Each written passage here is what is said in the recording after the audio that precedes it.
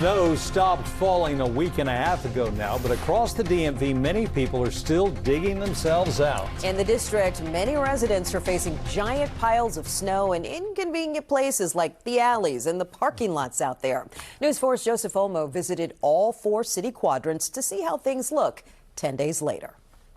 Hey guys, good evening from Southeast DC and Northeast too. Can't forget about Northwest. Check out these cars that look like they've been stuck in their parking spots since the beginning of the storm. And finally, Southwest DC. This is what our nation's capital looks like 10 days after the snow and ice turned it into a winter wonderland. Oh wait, did I just call it a winter wonderland? I meant to say a winter of chaos. Mounds upon mounds upon mounds of ice everywhere you look. Like, how are people supposed to cross Rhode Island Avenue, a big street here in DC?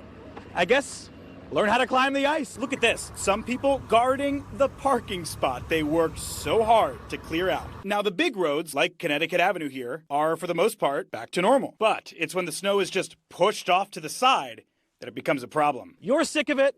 I'm sick of it. We're all sick of it. So once again, we are asking questions tonight to the agency that's in charge of snow removal.